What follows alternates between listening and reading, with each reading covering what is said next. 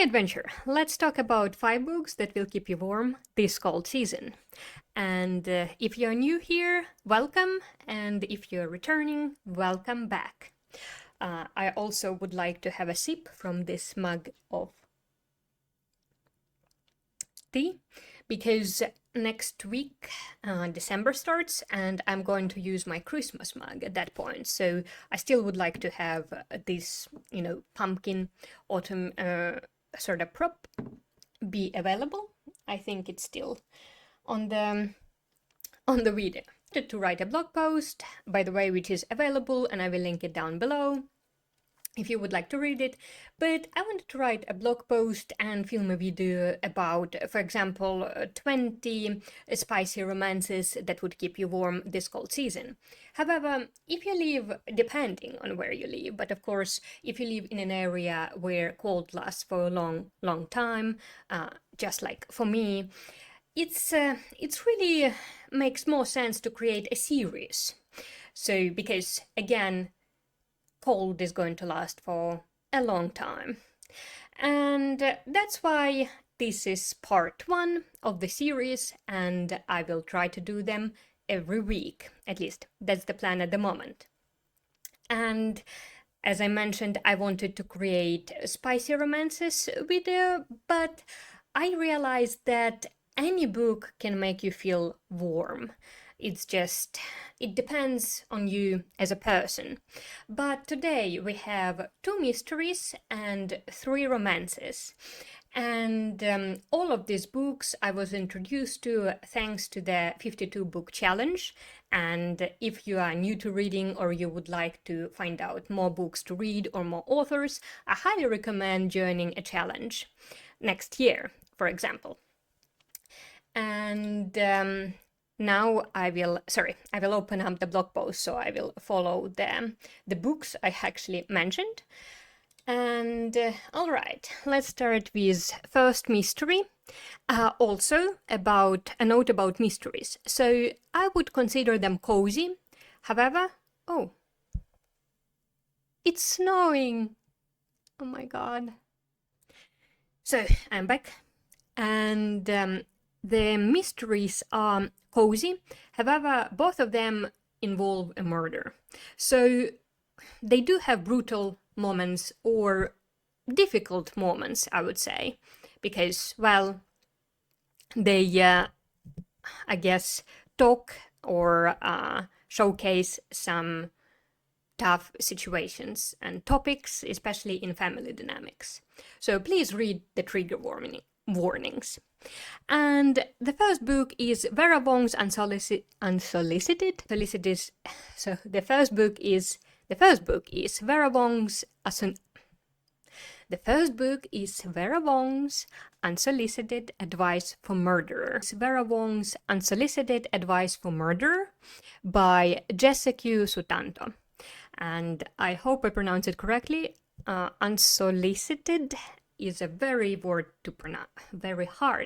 word to pronounce for me, so I have to read it on the screen on my blog post. But I read it for a prompt of author won an Edgar Award, and I didn't know what that was about. So I didn't really have any expectations when I started reading the book. I just knew the premise, and boy, it was really fun. Again, difficult family situations, I guess, and, well, obviously a murder. So the story starts with Vera, who is 70, I think she's about 60-year-old Vera Wong, and she owns a tea shop. Her husband passed away, their son grew up and left, so she doesn't really have much going on in her life at the moment. And one morning she woke up and found a dead body in her tea shop. So, to be honest, the premise is rather gruesome. I guess, you wouldn't want to wake up and see a dead body in your place of business. Well, anywhere, but I guess especially near your home place of business. So the story develops from there, and I think it's quite fun.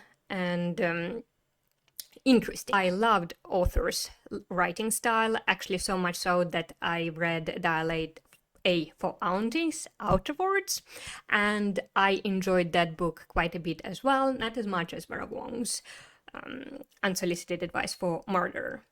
But I'm looking forward to reading second part, which actually came out this year. And book number 2 is Everyone in My Family Has Killed Someone by Benjamin Stevenson. This book I've read for Breaks the Fourth Wall, and I didn't know that I actually enjoy that prompt or trope that much, but I do. And obviously this book, I chose it because of the title. I mean, everyone in my family has killed someone. Like, whoa, okay. And basically, the story follows Ernest Cunningham, and everyone and his family has killed someone, so it's not a secret, and including actually Ernest. So he killed someone as well, and the story starts when there is a family reunion in a remote hotel somewhere in Australia. So perhaps you already can see. Okay, I'm sorry, it snows so much more right now.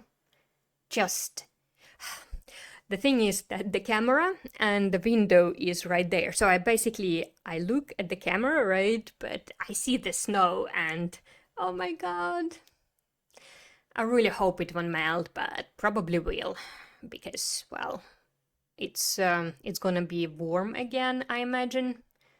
It's only end of November, but okay. It is beautiful, is all I can say. But back to Ernest, yes. Also, there is a blizzard in the book, so maybe the current weather is quite fitting. But we follow his journey there, a lot of tough family dynamics. But overall, this story had me from the beginning, like even from the very, like from the before the prologue, basically, just, or maybe it's considered a prologue, but basically from the first page, I was like, what? Okay. I've never read a book in that kind of style. And also, if you have any recommendations in the books that are similar to this, so sorta unhinged, but sorta not that unhinged, I would love to hear or to read about them.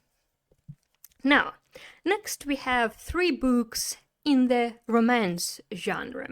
2 of them are romance adventure, and 1 of them is on the spicier side. So, the first book is Half a Soul by Olivia Atwater. And it's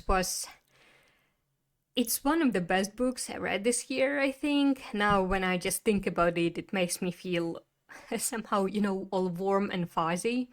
It's quite interesting. So I read this book for the prompt features a magician, and I enjoyed it immensely, as I mentioned already. And we follow Theodora Ettings, who was cursed by a fairy, and now she only has half a soul. So basically, in a way, the spoiler is in the title. And basically, because of that curse, she can't feel embarrassment or fear. And, well, it gets her into a lot of situations because we are located in Regency England era, which is, well, when a woman had to act a certain way. A very much certain way. Yes, that's what I meant. No, a certain way. We meet Lord Sorcier, who discovers Theodora's condition, and he tries to help her. And the journey goes from there. It's a wonderful, wonderful adventure, and I think, for example, if you would drink some cocoa while reading that book, I just could imagine feeling like cozy, and I need to reread it, I think, especially right now with the snow situation unfolding. But the second book in the romance genre, we have Swordheart by T. Kingfisher. Now, I have to be honest. This year I discovered T. Kingfisher, and that's one of my favorite authors now. And I think anything T. Kingfisher writes at this point, I will read. I haven't read all the books yet because, well, didn't have time and I wanted to space them around a little bit. But wow, I am a fan. I have to be honest. So Swordheart is it's again an adventure. It's an adventure. It's romance. It's humor. A lot of humor, in my opinion, at least. I love the banter that T. Kingfisher writes, and the characters in this book are just they are crazy, and I loved it. The premise is quite interesting. So we have Halla, and Halla unexpectedly, she's a widow, and she unexpectedly inherited her uncle's estate. Now she also has family members that are not happy about that. And well, the story starts when Halla is locked in the room and she discovers a sword, and she unsheathes it. Okay, this is just, I will write this word here. For some reason, like, I use it a lot or I read it a lot, but I never really know how to correctly pronounce it. So sorry about that. But she takes out the sword, right? And suddenly there is a man appears in the room. And well, basically he is a spirit bound to the wielder of the sword, a bodyguard. And well, he becomes Halla's bodyguard, and the journey unfolds from there. And boy, is it a journey! Again, the one of the best books I think I read this year. So I feel like this video is a crossover with best books of 2025 for me. But you bet Swordheart is going to be there. And the last on this list is Enchantra by Kaylee Smith. And I used this book for prompt called Found Family Trope, and for prompt Found Family Trope. This is the spiciest romance on this list, or the book generally on this list. And it's second book in the series. I think the first one was Phantasma, and I enjoyed reading Phantasma. I read it last year, and I read Enchantra in April, I think, just when the month when it got out. And I enjoyed Enchantra much more, to be honest. And I think one of the reasons is because I just enjoyed the story more and the banter between characters. I feel like majority of characters had perhaps more development. Well, no, I can't really say that, but it just felt more intriguing and somehow more entertaining for me, even though I enjoyed Phantasma quite a lot. So that's why Enchantra is here. And well, we follow Genevieve Grimm. So she is a younger sister of I think it was Ophelia in who was the main character in Phantasma. And Genevieve received an invitation from their mother's friend to go to Italy. And well, Genevieve goes, and she thought that perhaps there would be some balls and there would be some fancy outings, good food, history, but instead she finds herself in a cursed mansion. And the story unfolds from there, and I think it's quite fun. The spice was spicing, at least in my opinion. And if you are into those kind of books, I think you could enjoy this one. But yes, those were the 5 books to part 1. So those were the 5 books, part 1. I hope you will stay tuned for part 2, which will be coming next week. And if you have any suggestions or recommendations, please write them in the comments. I'm looking forward to them. I'll see